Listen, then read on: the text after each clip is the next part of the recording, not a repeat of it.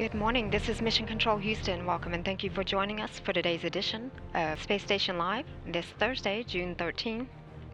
After enjoying an off-duty day yesterday, the Expedition 36 crew is back at work for a busy day of science research, maintenance, and preparation of the upcoming vehicle docking of the Automated Transfer Vehicle 4, and also an upcoming spacewalk that will take place outside the orbiting complex.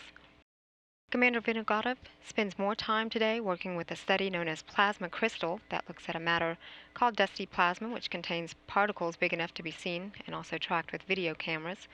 The plasma structures created, some that have never been seen before on Earth, will help scientists to test their ideas about conventional solids whose atoms are too small to watch.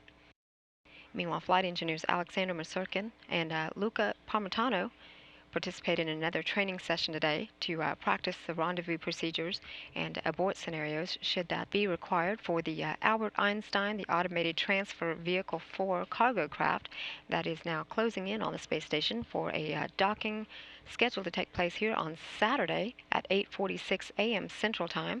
We'll be bringing you live coverage of the vehicle's docking here on NASA television beginning at 7 a.m. Central Time.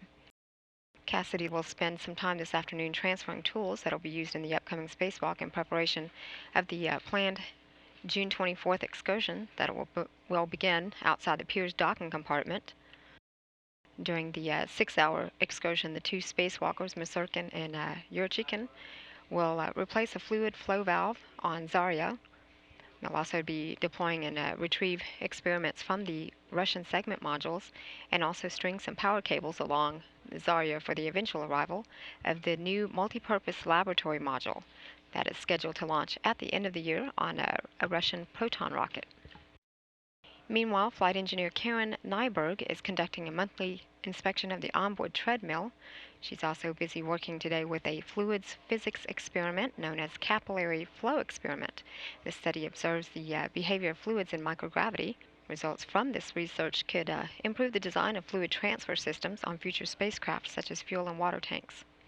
And later today, robotic ground controllers here at Mission Control Houston will maneuver the special purpose dexterous manipulator into the position to grapple a pair of cargo transport containers, or CTCs.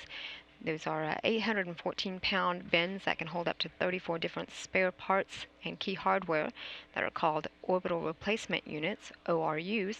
The one of those CTCs will be unbolted and moved from the external logistics carrier on the port truss of the station to the external stowage platform that is near the Quest airlock, and another will be moved from its parking space on the Dexter's enhanced orbital replacement unit temporary platform to the external logistics carrier.